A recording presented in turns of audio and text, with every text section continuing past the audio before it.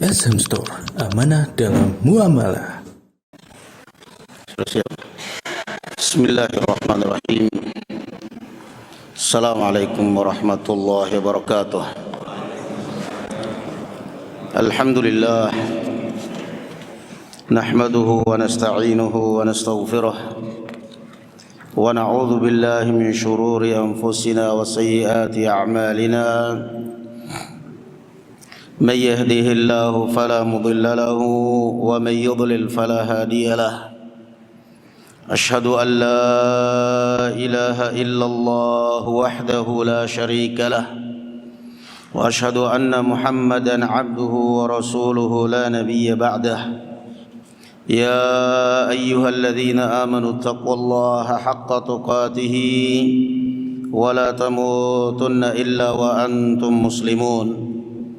يا أيها الذين آمنوا اتقوا الله وقولوا قولا سديدا يصلح لكم أعمالكم ويغفر لكم ذنوبكم ومن يطع الله ورسوله فقد فاز فوزا عظيما. أما بعد. Alhamdulillah, puji dan syukur kita panjatkan kehadirat Allah Subhanahu wa taala. Salawat serta salam semoga tetap tercurahkan kepada Nabi kita Muhammad sallallahu alaihi wa ala alihi wasallam, al-mab'uts rahmatan lil alamin, akhraja bihi Allahu an-nasa min adh-dhulumati ila an-nur. Dalam pertemuan yang ketiga ini atau yang keempat ini kita masuk pada bab yang ketujuh dari kitab Ushulul Iman, yaitu isbatu sifatul farhi lillah atau al-farahi lillahi azza wa jal, bahwa di antara sifat Allah Subhanahu wa taala yang wajib kita imani adalah senang atau gembira, yang sesuai dengan kemuliaannya. Tidak boleh kita takwil, tidak boleh kita membayangkan bagaimana, apalagi menanyakan, melainkan kita serahkan kepada Allah Subhanahu wa taala, tapi wajib kita imani. Beliau mengatakan, qala wa ana Anas bin Malik radhiyallahu an, dari Anas ibn Malik radhiyallahu an. Anas bin Malik, sahabat Rasulullah sallallahu alaihi wasallam, yang terakhir meninggal di Basrah di Irak. Beliau termasuk sahabat yang berumur panjang. Dari kecil beliau hidup dalam binaan Rasulullah sallallahu alaihi wasallam karena ibunya menyerahkannya kepada Rasulullah. Dan ini adalah tipe seorang ibu, seorang wanita yang sangat perhatian dengan pendidikan anak. Karena kunci pendidikan pertama di dalam rumah itu adalah wanita. Kunci anak itu nantinya berbuat baik pada orang tuanya. Kunci daripada barakallahu fikum di dalam rumah anak itu bagaimana? Pertama kali adalah wanita. Karena ibulah yang pertama kali mentransfer karakter kepada anak lewat air susu. Sehingga di dalam Islam kita diperintahkan untuk mencari wanita yang dayyinah, yang beragama. Ummu Sulaim radhiyallahu anha, ibunya Anas bin Malik. Awal Rasulullah sallallahu alaihi wasallam tiba di kota Madinah, beliau melihat para Ansar berlomba memberikan hadiah kepada Rasulullah, berlomba menyenangkan Rasulullah dengan berbagai macam hadiah. Lalu ia berpikir, hampir semua orang sudah memberikan hadiah kepada Rasulullah, sementara saya janda, tidak punya apa-apa. Apa yang kira-kira bisa saya hadiahkan kepada Rasulullah sallallahu alaihi wasallam? Maka dia kemudian datang kepada Rasulullah dengan membawa anak kecilnya yang bernama Anas bin Malik. Ya Rasulullah, khuwaidimuka fakhudhu. Ya Rasulullah, hampir semua keluarga Ansar mereka memberikan hadiah kepada Anda. Saya ingin juga berbuat baik kepada Anda ya Rasulullah, tapi apa yang harus saya berikan? Saya hanya punya satu anak kecil ini ya Rasulullah, tolong dibimbing, tolong dididik.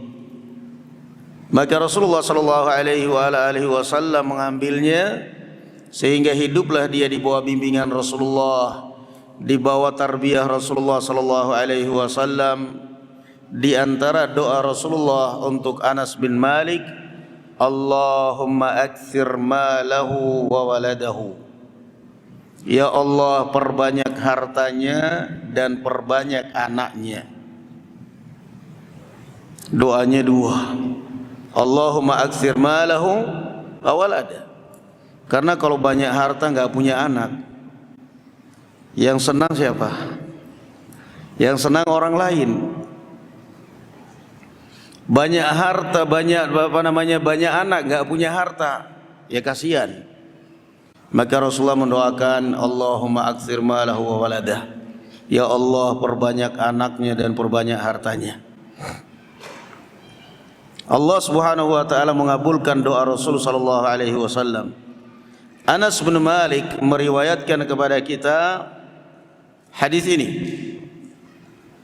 Beliau mengatakan, qala Rasulullah sallallahu alaihi wa ala alihi wasallam, Rasulullah sallallahu alaihi wa ala alihi wasallam bersabda, lallahu ashaddu farahan, sungguh Allah lebih senang bi taubati abdihi hina yatub, dengan taubat hambanya pada saat dia taubat, ilaihi kepadanya, min ahadikum kana ala rahilatih, dibandingkan kalian yang berada di atas kendaraannya, bi ardin falah, di padang pasir bebas, tidak ada siapapun, famfalatat minhu, lalu kendaraannya pun lepas dan pergi meninggalkannya, wa alaiha ta'amuhu wa syarabuh,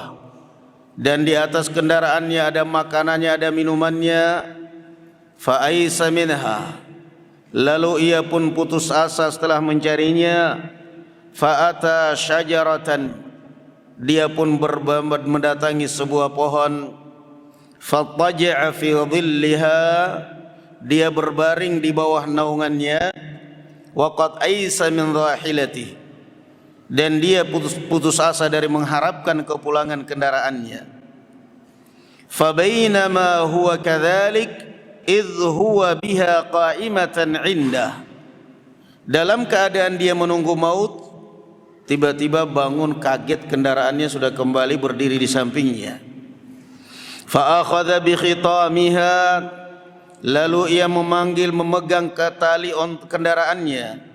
Faqala min syiddatil farah, lalu ia mengatakan karena saking senangnya, Allahumma anta abdi wa ana rabbuk. Ya Allah, engkau adalah hambaku dan saya adalah Rabbmu. Kebalik karena senangnya. Akhta'a min syiddatil farah, salah ngomong karena senangnya. Akhrajah rawahul Bukhari wa Muslim. Di dalam hadis ini Rasulullah sallallahu alaihi wasallam berkisah, dan ini salah satu cara mendidik atau mengajar, takribul faham. Salah satu cara bagi seorang guru yang bijak adalah berusaha memberikan cara yang sesingkat, yang sesimpel mungkin bisa difahami oleh para pendengar. Dia mencontohkan. Ini Rasulullah sallallahu alaihi wasallam bercerita tapi mencontohkan. Ada seorang safar dengan membawa kendaraan zaman dahulu kan onta, kalau enggak onta ya kuda, keledai. Dia safar dengan ontanya taruhlah. Di tengah padang pasir yang tujuan tempat yang dia tuju masih jauh, tempat yang dia tinggalkan sudah jauh, dalam keadaan tidak tertentu arahnya. Di tengah padang pasir capek. Turunlah orang ini beristirahat. Dia beristirahat. Di tengah tidur pulasnya tadi beristirahat, bangun. Ontanya udah nggak ada. Pergi tanpa permisi. Sementara di atas ontanya ini makanannya, minumannya semua di situ. Dia karena ngantuk tidur, bangun-bangun udah nggak ada. Mau cari kemana? Percuma. Saya nyari pun juga malah habis tenaga, malah habis nanti bisa-bisa mati di tengah padang pasir. Ya subhanallah, nggak ada, nggak apa. Percuma nyari. Dia akhirnya berbaring di bawah pohon rindang, udahlah nunggu malaikat maut aja udah. Nggak mungkin. Mau minta tolong pada siapa? Handphone dia nggak bawa. Emang zaman dahulu belum ada handphone. Dia mau apa udah? Nggak ada lain kecuali yang ditunggu adalah maut. Nunggu malaikat maut. Tidurlah dia di tengah keputusasaan. Tiba-tiba barakallahu fikum terbangun, onta sudah di sampingnya. Makanan minumannya masih utuh. Orang ini senangnya luar biasa, nyawanya terselamatkan. Dia mengatakan, Allahumma anta abdi wa ana rabbuk. Ya Allah, engkau adalah hambaku dan saya adalah Tuhanmu. Kebalik. Ada senangnya. Ini kalau nggak karena kesalahan, kafir ini mestinya. Tapi ini karena kesalahan. Artinya Rasulullah SAW bercerita kepada kita, kebayang nggak betapa senangnya orang ini? Jelas senang luar biasa. Tetapi kata Rasulullah SAW, senangnya kamu belum seberapa. Masih lebih senang Allah Subhanahu Wa Taala ketika melihat hambanya taubat. Lallahu ashaddu farahan min abdihi min ahadikum hina yatub. Allah lebih senang daripada orang ini ketika melihat seorang hamba taubat. Subhanallah. Allah Subhanahu Wa Taala senang kepada orang yang taubat. Allah Azza wa Jalla mengatakan di dalam Al-Quran, wa tubu ilallahi jami'an ayyuhal mu'minuna la'allakum tuflihun. Taubatlah kalian kepada Allah semuanya wahai orang-orang yang beriman kalau kalian ingin selamat. Yang dipanggil taubat siapa? Orang beriman. Bukan hanya orang kafir saja yang taubat, orang beriman juga taubat. Wa anibu ila rabbikum wa aslimulah. Dan kembalilah kalian kepada Allah dan berpasrahlah kalian kepadanya. Fa in tabu wa aqamus salata wa atawuz zakata fakhallu sabilahum. Banyak sekali kalau kita lihat ayat-ayat Al-Quran, perintah taubat, keutamaan taubat, anjuran taubat. Kembali kepada Allah Subhanahu wa Ta'ala.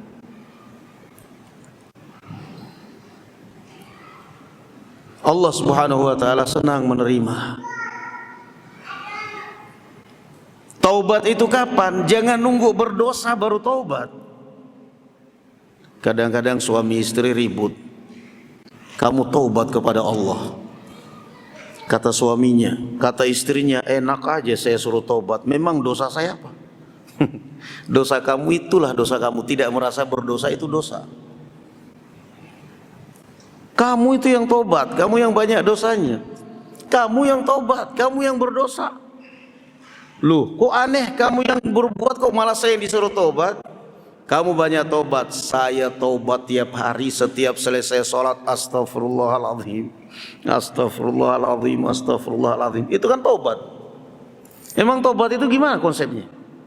Harus sholat? Enggak. Tobat itu kita tiap hari. Setiap barakallahu fikum dianjurkan kita Rasulullah sallallahu alaihi wasallam setiap hari. Kata Abu Hurairah, Rasulullah itu istighfar kepada Allah dalam satu hari lebih 100 kali. Kita berapa kali coba? Kata Ibnu Umar radhiyallahu anhu, kami kalau duduk dengan Rasulullah kami hitung istighfarnya itu lebih dari 100 kali. Setiap satu majelis istighfar. Jadi jangan nunggu kalau berdosa baru taubat. Memang dosa saya apa kamu suruh saya taubat? Itu dosa kamu nggak merasa berdosa itu sudah dosa besar. Itu bahaya. Orang kok merasa suci itu dosa. Berarti istighfar. Taubat kita kepada Allah Subhanahu wa taala. Karena Allah Subhanahu wa taala tidak ingin surganya itu dihuni oleh orang-orang yang berdosa. Maka diperintahkan kita untuk taubat. Wa tubu ilallahi jami'an ayyuhal mu'minuna la'allakum tuflihun. Taubat kita kepada Allah. Allah Subhanahu wa taala senang menerima taubat. Ya ayyuhalladzina amanu tubu ilallahi taubatan nasuha. Wahai orang-orang yang beriman, taubatlah kalian kepada Allah dengan taubat yang sebenar-benarnya. At-taubatun nasuh dijelaskan oleh Imam An-Nawawi rahimahullahu taala dalam kitab beliau Riyadhus Shalihin. Taubatan nasuha itu adalah taubat yang terpenuhi padanya 3 syarat.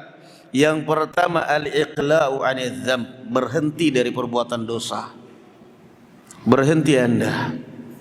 Yang kedua an-nadmu 'ala ma fat. Syarat yang kedua adalah menyesali semua perbuatan-perbuatan masa lampaunya. Dan yang ketiga adalah al-azmu 'ala an la ya'uda ilaihi abada. Berazam untuk tidak mengulangi lagi perbuatan itu. Dan kalau itu berkaitan dengan haknya manusia, maka minta dihalalkan, atau barakallahu fikum meminta maaf, mudah-mudahan dia memaafkan. Itu taubatan nasuha. Ya ayyuhalladzina amanu tubu ilallahi taubatan nasuha. Taubat kepada Allah setiap hari, setiap menit, setiap detik. Kita bisa nyopir mobil sambil taubat, istighfar, astaghfirullahaladzim. Kita sambil tidur sambil taubat bisa, sambil baring istighfar, sambil makan sambil istighfar, sambil taubat bisa. Dijelaskan dalam sebuah riwayat kisah Imam Ahmad bin Hanbal rahimahullah taala. Beliau setiap makan selesai satu suapan alhamdulillah. Makan satu suapan selesai alhamdulillah. Satu suapan selesai alhamdulillah. Ada yang nanya, apa itu ada dalilnya setiap satu suapan ada alhamdulillah? Apa jawab beliau? Zikrun khairun min sukut. Zikir kepada Allah lebih baik diam, lebih baik daripada diam. Lah kamu sendiri diam ada dalilnya enggak? Lebih baik zikir kan? Daripada makan sambil diam. Atau bahkan enak banget ini, enak banget ini, enak banget ini, nikmat banget ini, nikmat apa, nggak dapat pahala.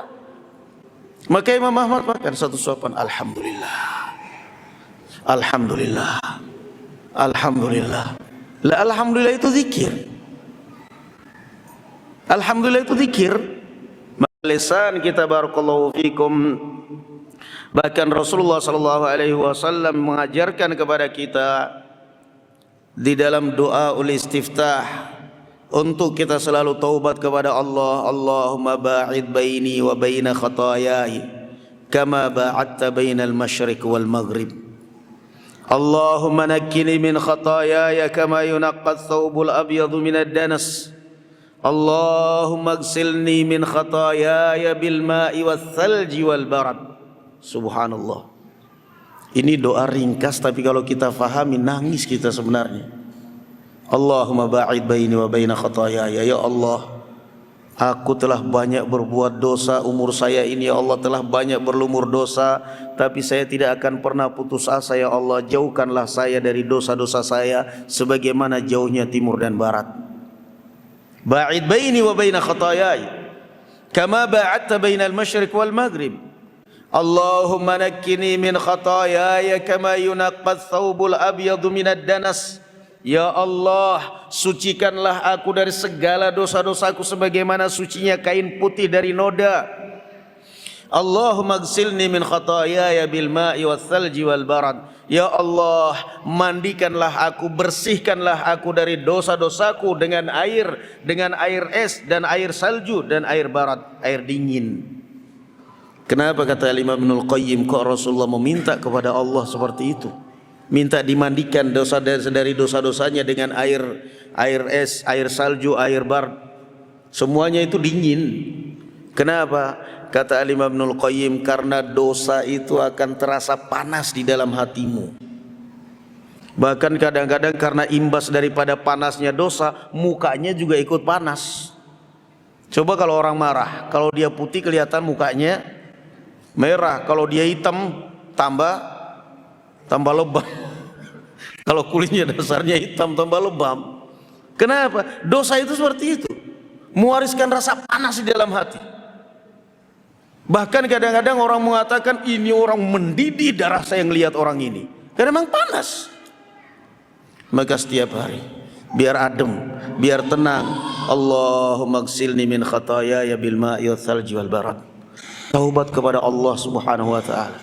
Amr bin al-As radhiyallahu anhu ardhah, seorang diplomat ulung dan seorang musuh Rasulullah sallallahu alaihi wasallam yang paling benci. Bahkan dia selalu berangan-angan dan berharap ingin mendapatkan kesempatan untuk bisa membunuh Rasulullah. Itu Amr bin al-As. Tapi yang hati keras itu kalau sudah hidayah menembus hati, cahaya hidayah menembus hati, mau apa? Enggak bisa apa-apa orang. Makanya jangan pernah putus asa mengharapkan taubat siapapun. Mau keluarga kita, mau apa saja, jangan. Doakan. Doakan, ambil hati orang, besarkan hati orang. Besarkan hati orang untuk taubat kembali kepada kebenaran. Amr bin al-As, begitu hidayah menembus pintu hatinya yang keras itu, datang kepada Rasulullah sallallahu alaihi wasallam. Ya Rasulullah, amdud yadak ubayyuka alal Islam. Taubat dia, ya Rasulullah, julurkan tangan Anda, saya ingin baiat masuk Islam. Begitu Rasulullah sallallahu alaihi wasallam meladeninya, Amr bin al-As tarik tangannya, enggak mau baiat. Kata Rasulullah, malaka ya Amr. Kata Rasulullah, kenapa engkau hai Amr? Kamu yang datang minta baiat masuk Islam, taubat, giliran diladeni enggak mau. Qala ashtarid, ada satu syarat yang harus dipenuhi ya Rasulullah.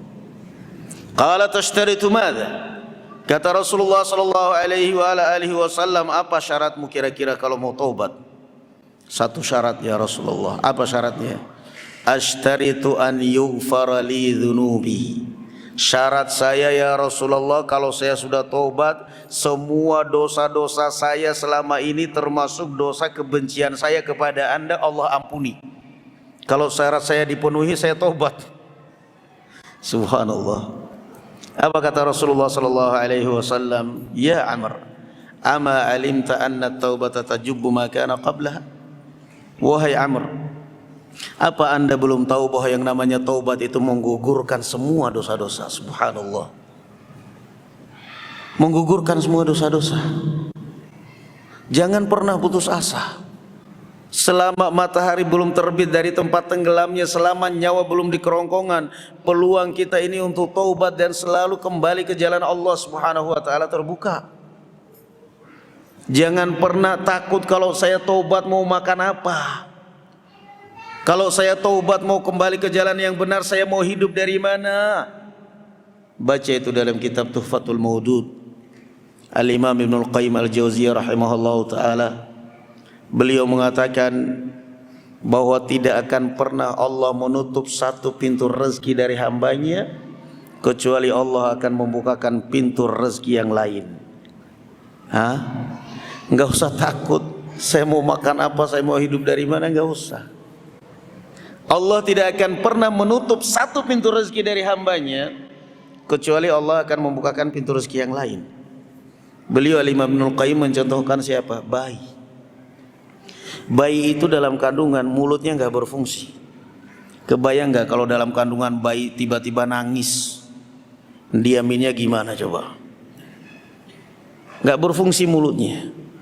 Dia hanya bisa mengisap saripati makanan, minuman yang dimakan oleh ibunya lewat wari-arinya yang panjang itu. Apa namanya, tali pusarnya, ususnya panjang itu. Dia itu aja. Plasentanya ya. Itu aja dia. Dia hanya mengisap, memanfaatkan itu, menyedot saripati makanan dari ibunya yang dimakan. Kalau ibunya pecandu rokok, ya ngisap rokok juga dia bayi dalam kandungan. Kalau ibunya pecandu narkoba, ya juga bayinya ngisap narkoba lewat ibunya. Makanya kadang-kadang keluar bayinya lah dalam kondisi keluar anak kadang-kadang autis, keluar anak-anak kadang-kadang penyakit. Kenapa? Ternyata ibunya, mohon maaf, wal'iyadzubillah, sudah terkena penyakit penyakit menular, entah itu HIV atau penyakit naudzubillah, macam-macam lah. Maka tertularlah itu bayi dalam kandungan. Karena dia lahir dalam kandungan, sama juga tanaman. Begitu bayi itu lahir dari rahim ibu, keluar dari rahim ibu, pertama kali yang diputus itu jalur rezekinya dia. Itu yang pertama kali diputus oleh bidan, itu jalur rezekinya bayi digunting pusarnya. Begitu gunting pusarnya digunting, mulutnya mangap itu. Cari makan dia, cari susu dia. Jadi kata bayi, silahkan putusin aja itu pintu rezeki saya, masih ada rezeki yang lain, kata dia. Mulutnya bergerak, disusuin oleh ibunya, subhanallah. Jadi nggak pernah. Lama kelamaan si bayi ini nyusu, udah mulai 2 tahun atau bahkan kadang-kadang setahun lebih, udah nggak doyan susu. Disusuin sama ibunya, kadang-kadang sudah mulai enggak. Ada yang kadang-kadang sudah mulai bicara, sudah mulai ngomong, disusuin sama ibunya, nggak mau, nggak enak katanya. Untuk abi aja itu katanya, kadang-kadang bayi kayak gitu, nggak mau dia.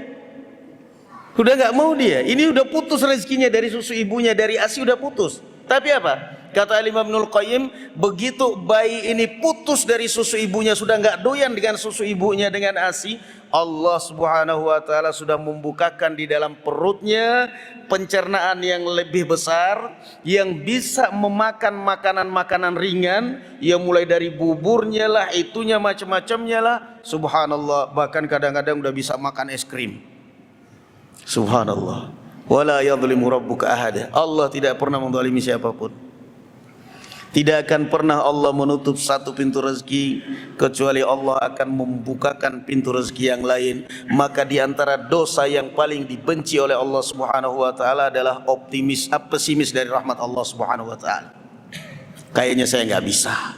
Sepertinya saya enggak bisa. Itu dosa yang paling dibenci oleh Allah Subhanahu wa taala, hidup pesimis. Enggak boleh. Kita itu hidup harus optimis. Ihris ala ma yanfa'uk wasta'in billahi wala ta'jaz. Kayaknya ini orang sudah nggak bakal, udah ini orang calon neraka ini, kayaknya udah ini orang. Lah, jangan. Karena kita al-amalu bil khawatim. Amalan orang itu yang dihitung itu adalah pungkasannya. Ini hadis yang ketujuh yang kita baca tentang hadis Anas bin Malik radhiyallahu anhu. Kemudian bab yang berikutnya, Itsbatu sifatul yadi lillahi azza wa jal. Sifat tangan pada Allah Subhanahu wa taala. Ini juga kita tetapkan dengan tanpa kita takwil, tanpa kita rubah maknanya, tangan-tangan. Sifatnya bagaimana? Hanya Allah Subhanahu wa taala yang tahu. Tidak boleh kita artikan kekuasaan, karena sebagian orang mentakwil tangan itu artinya kekuasaan. Dengan dalil apa? Kalau kamu katakan tangan itu adalah tangan benaran, berarti kamu menyerupakan Allah dengan makhluk. Terus kita artikan apa? Tangan itu adalah kekuasaan. Bedanya apa, Ustaz? Kalau kamu artikan tangan kekuasaan, bukankah di dunia ini banyak penguasa? Lari dari mulut buaya masuk ke mulut serigala. Nggak bisa. Kamu artikan tangan dengan kekuasaan, dengan alasan kalau kamu fahami tangan itu adalah tangan seperti kontekstualnya, seperti konteksnya. Kalau kamu katakan tangan, kok Allah punya tangan? Berarti kalau begitu Allah, kamu menyamakan Allah dengan makhluk dong. Terus kamu artikan apa tangan?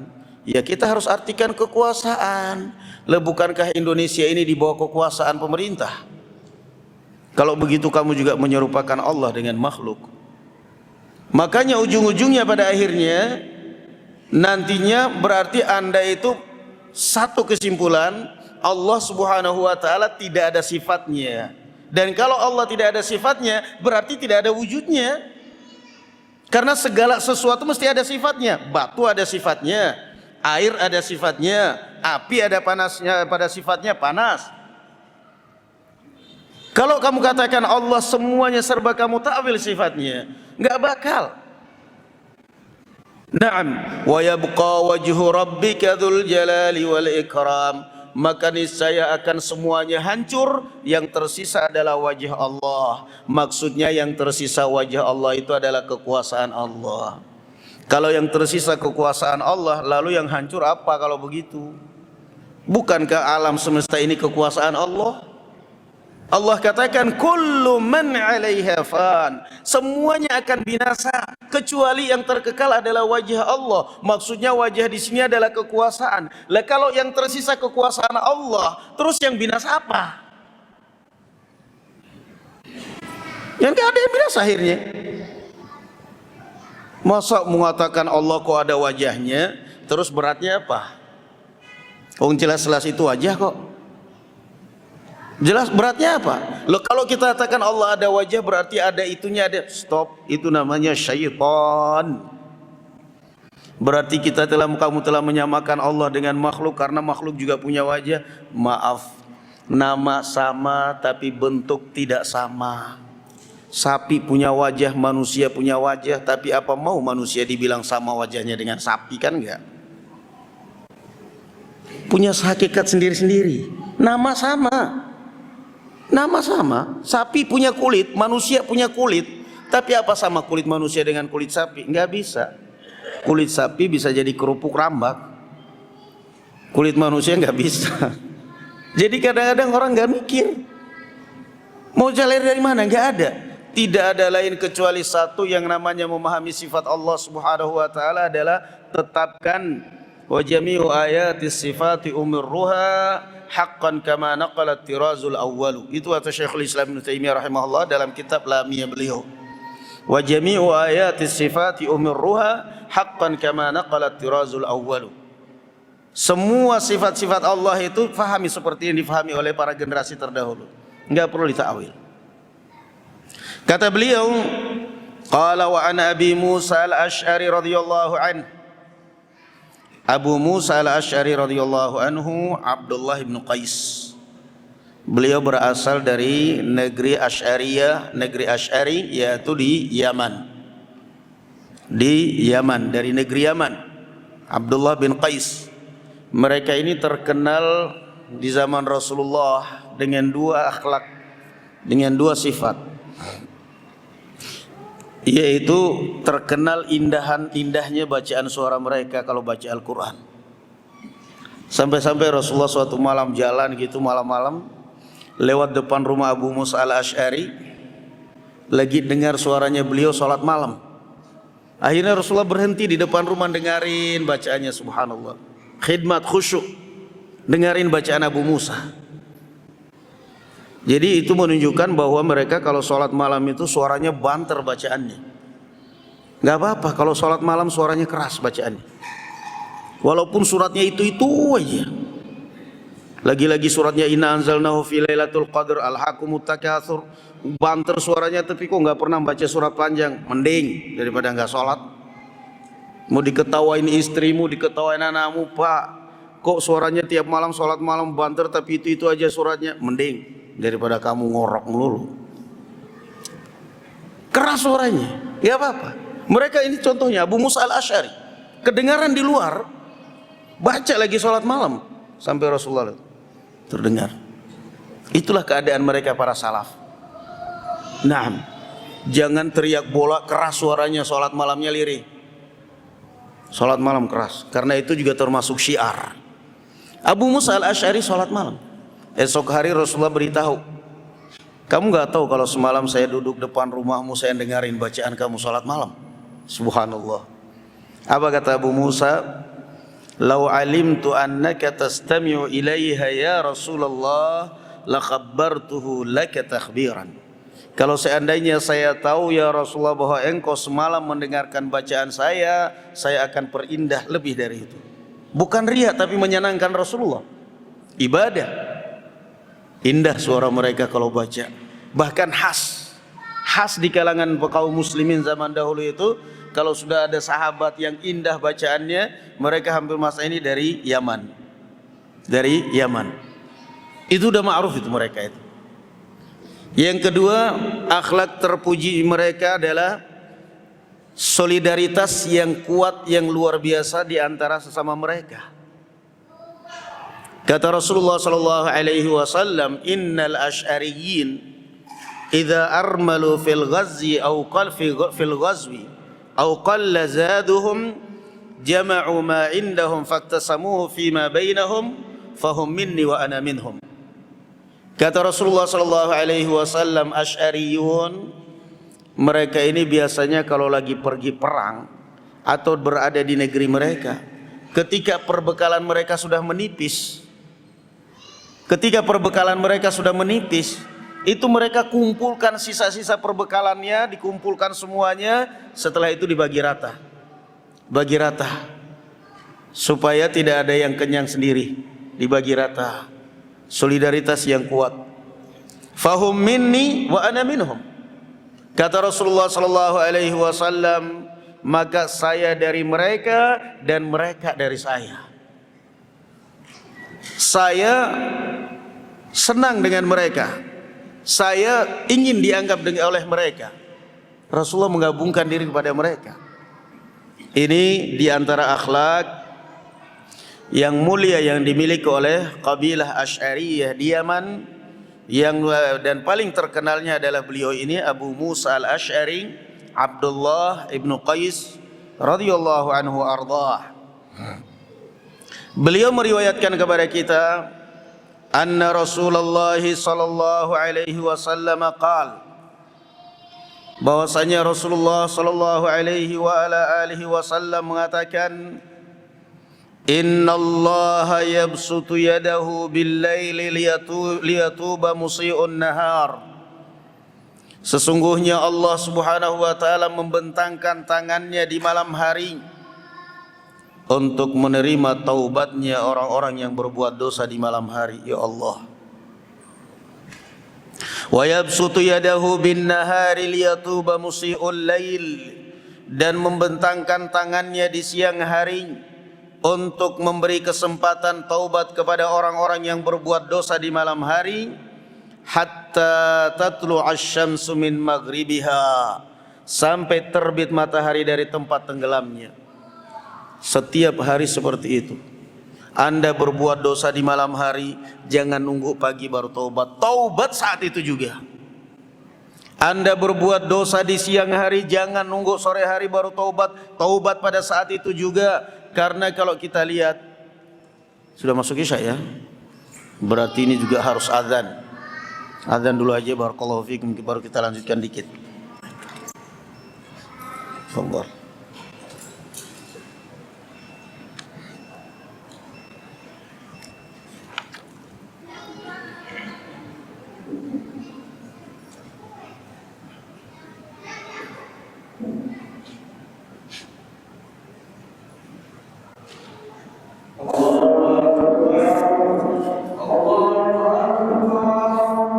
Allahu akbar, Allahu akbar.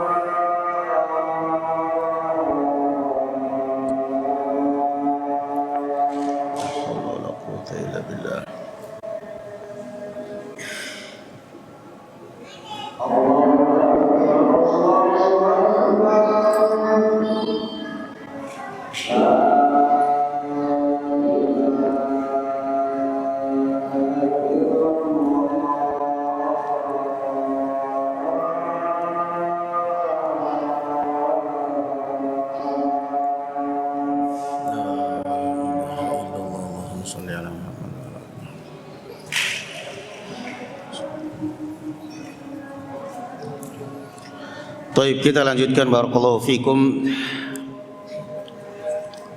Bahwa di dalam hadis ini adalah isbatu sifatul yadi lillah, adanya sifat tangan bagi Allah Subhanahu wa taala dan tidak boleh kita ta'wil. Kita ta'wil dengan kekuasaan pun enggak boleh. Tabarakalladzi biyadihil al-mulk. Tabarakalladzi biyadihi al-mulk. Maha berkah Allah Subhanahu wa taala yang di tangannya kekuasaan. Gimana kalau tangan kita jadikan kekuasaan? Tabarakalladzi bimulkihil mulk. Tabarakalladzi biyadihi. Maha berkah Allah yang di tangannya lah segala kekuasaan. Jadi sangat tidak tepat dan sangat tidak benar kalau ditakwil dengan kekuasaan ataupun takwil-takwil yang lain. Naam. Kemudian yang kedua dalam hadis ini yang kita fahami barakallahu fikum adalah anjuran untuk kita bersegera bertaubat kepada Allah. Allah Azza wa Jalla membuka pintu taubat sebesar-besarnya. Setelah Allah Subhanahu wa taala menciptakan langit dan bumi, Allah Azza wa Jalla menciptakan pintu di arah timur, arah barat. Apa namanya, di arah barakallahu fikum, di arah barat. Allah Subhanahu wa taala menciptakan pintu di sana. Besar pintu itu. Itu semua pintu untuk apa? Pintu ini adalah pintu orang-orang yang mau bertaubat, dan Allah Subhanahu wa taala akan menutup pintu itu kalau sudah matahari terbit dari sana.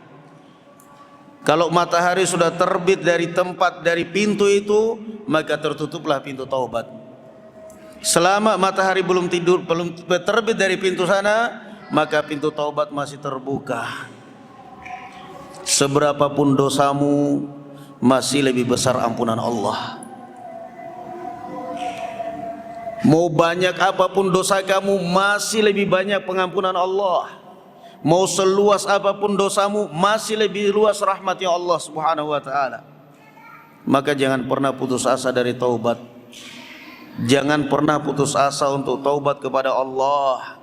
Karena Allah Subhanahu wa taala mengatakan, "Wa inni laghaffarun liman taba wa amana wa amila salihan." Saya akan mengampuni dosanya orang-orang yang bertaubat, beriman dan beramal saleh. Innallaha yaghfirudz dzunuba jami'an. Allah Subhanahu wa taala mengampuni semua dosa kalau Anda taubat. Fir'aun yang begitu jahatnya, Allah Subhanahu wa taala masih menawarkan taubat lewat Nabi Musa alaihi salatu wassalam. Idhab ila fir'auna innahu tagha faqul hal laka ila an tazakka wa ahdiyaka ila rabbika fatakhsha fa arahu al-ayatal kubra. Maka jangan pernah membuat orang putus asa untuk taubat. Dan jangan pernah putus asa untuk taubat. Sebesar apapun dosa yang kita lakukan, masih besar ampunan Allah Subhanahu wa taala. Kamu sudah taubat, jangan dibayang-bayangi dengan dosa lamamu. Karena itu artinya syaitan berusaha membuat kamu untuk putus asa. Kamu dari dulu masa tuamu, masa mudamu kamu habiskan untuk maksiat, enak aja udah 80 tahun baru mau taubat. Itu adalah syaitan untuk membuat kamu putus asa. Suatu ketika Imam Al-Hasan Al-Basri bertemu dengan orang tua yang umur sekitar 70-an di Baghdad. Masih aja nyekik botol khamr. Ini simbah ini masih aja. Udah tua masih aja khamr. Kalau zaman sekarang mungkin udah tua masih aja togel, masih aja khamr. Kata Imam Al-Hasan Al-Basri rahimahullahu taala berdialog dengan orang ini, aina zad? Kamu sudah tua seperti ini, bekal kemana-mana hanya ini doang, botol melulu. Kata si orang tua ini, inna lillahi wa inna ilaihi raji'un. Kata Imam Al-Hasan Al-Basri, kamu tahu maknanya apa itu? Inna lillahi wa inna ilaihi raji'un. Saya tahu. Dia orang Arab, jadi tahu maknanya. Kata Imam Al-Hasan Al-Basri, warraji'u mas'ul. Coba kata beliau, perhatikan kalimat yang kamu baca. Inna lillah, semua kita milik Allah. Wa inna ilaihi raji'un, dan kita akan kembali semua kepada Allah. Dan yang namanya orang kembali mesti bakal ditanya. Kembali ditanya kan? Enggak usah lama-lama 70 tahun kita baru kembali. Kadang-kadang 1 jam 2 jam aja pulang ke rumah, nah istri kita nanya macam-macam sampai jengkel kita kadang. Dari mana sih Pak? Taklim biasa Masjid Jami' Makkah. Emang jam berapa selesai taklim? Jam 7:04 kok ini jam 8 baru datang. Kemana aja mampir? Enggak, tadi motornya motor belok kemana emangnya? Coba lihat dompetnya, coba lihat, langsung panas tuh suami. Padahal itu cuma setengah jam doang selisihnya. Pulang ke rumah sidang di depan pintu. Siapa yang ngidang? Istrinya. Laki-laki kan belepotan kalau udah disidang sama istrinya. Ada aja udah. Ini 70 tahun, 80 tahun kita lama baru kembali kepada Allah Subhanahu wa taala. Ya jelas ditanya. Jelas disidang, tsumma la tus'alunna yauma idzin anin na'im. Semua nikmat yang pernah kita nikmati dunia bakal ditanyakan. Auzubillah, masyaallah. Pandangan kita yang terang, pendengaran kita yang terang, termasuk handphone kita beli pakai duit, ditanya dimanfaatkan untuk apa itu handphone? Dimanfaatkan untuk game tiap hari. Dimanfaatkan untuk memfitnah orang. Tiap hari bikin channel, bikin konten untuk fitnah, bikin ini. Semua akan bertanggung jawab di hadapan Allah. Ini orang terdiam, rupanya tersentuh hatinya. Warraji mas'ul. Kalau kamu sudah tahu bakal kembali, artinya kamu bakal ditanya. Lalu apa persiapan kamu sebelum ditanya oleh Allah Subhanahu wa taala? Ini orang tua termenung, setelah itu dia mengatakan famal hiyal. Lalu apa yang harus saya kerjakan di umur saya yang sudah sepuh ini? Di umur saya yang sudah sepuh ini apa yang harus saya kerjakan? Kata beliau, ahsin fima baqiya min umrik, fa innaka idza hassanta fima baqiya min umrik yughfar laka ma qad salaf, wa in asa'ta fima baqiya min umrik yuhasabu alayka ma salaf. Kata beliau rahimahullah, mumpung masih ada sisa-sisa umur, kamu perbaiki amalmu, kamu taubat kepada Allah. Karena kalau kamu manfaatkan sisa-sisa umurmu ini dengan kebaikan, dengan amal soleh, maka Allah akan menghapus dosa-dosa dan kesalahanmu yang lampau sekian tahun, sekian puluh tahun, terhapus. Tapi kalau sisa-sisa umurmu ini tetap aja masih maksiat, masih dosa, semua akan dihisap dosa-dosa kamu yang dahulu. Orang ini meneteskan air mata, dia akhirnya taubat. Maka ini semua pelajaran bagi kita, jangan pernah menunda taubat. Banyak kadang-kadang anak muda, dia berpikiran entar aja taubatnya kalau sudah nikah. Benar, setelah nikah dia taubat, setelah punya anak dia taubat.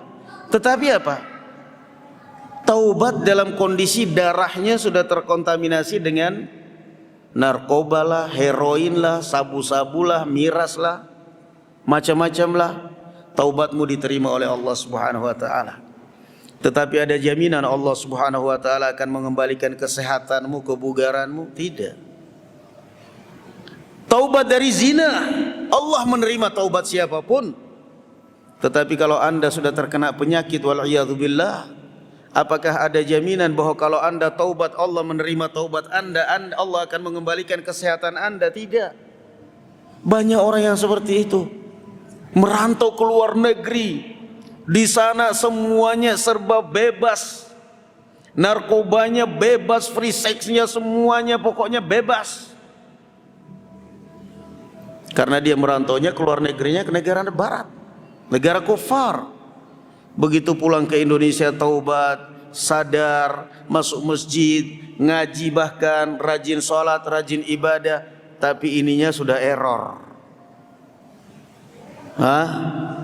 Audionya udah error itu udah. Sehingga sering berhalusinasi. Diajak ngobrol, diajak komunikasi, kadang-kadang nyambungnya kemana? Ini orang kenapa begini? Iya, dulu merantau di luar negeri. Ya udah. Sekarang dia sudah insaf, dia sudah hijrah, dia sudah taubat, dia sudah. Tapi ingat, sadar, Allah Subhanahu wa taala menjanjikan menerima taubat, tapi Allah tidak menjanjikan kalau taubat asar dosa itu, pengaruh dosa itu juga akan dihilangkan. Enggak ada. Enggak ada. Taubat dalam kondisi dia menderita penyakit yang luar biasa bahayanya. Taubat dalam kondisi barakallahu fikum anaknya sudah menderita penyakit karena imbas penyakit dari orang tuanya. Taubat sih taubat, istighfar taubat, ya sudah taubat aja. Tapi yang penting jangan putus asa, tetap taubat, mending daripada kalau meninggal dalam keadaan maksiat. Maka ini barakallahu fikum, perhatikan bahwa yang namanya taubat, Allah Subhanahu wa taala menerima taubat siapapun kalau dia taubat. Tapi ingat, jangan sampai terlambat. Karena Allah menerima taubat tapi tidak menjamin akan mengembalikan kesehatan kita. Sudah terlanjur sarafnya kena alkohol, sudah terlanjur darahnya kena narkoba, kena heroin, sudah terlanjur barakallahu fikum rusak aliran darahnya, kemudian dia taubat, ya taubat tapi sudah membawa penyakit dalam keluarga. Maka jangan terlambat, karena sungguhnya Allah Subhanahu wa taala selalu membentangkan tangan di malam hari untuk menerima taubatnya orang yang berbuat maksiat di siang hari, dan membentangkan tangannya di siang hari untuk menerima taubatnya orang yang berbuat dosa di malam hari. Dan mudah-mudahan Allah Subhanahu wa taala senantiasa menerima taubat kita semua dan menggaruniakan kepada kita dan keluarga kita gampang dan lembut hati kita untuk selalu rujuk, untuk selalu taubat, kembali ke jalan yang benar dalam setiap saat, terutama ketika kita berbuat dosa atau ketika kita lalai. Allahumma tub alaina innaka anta tawwabur rahim. Allahumma ighfir lana warhamna wahdina warzuqna. Na'am, barakallahu fikum wa sallallahu ala sayyidina Muhammad wa ala ali Muhammad. Subhanakallahumma bihamdik asyhadu an la ilaha illa anta astaghfiruka wa atubu ilaik. Assalamualaikum warahmatullahi wabarakatuh.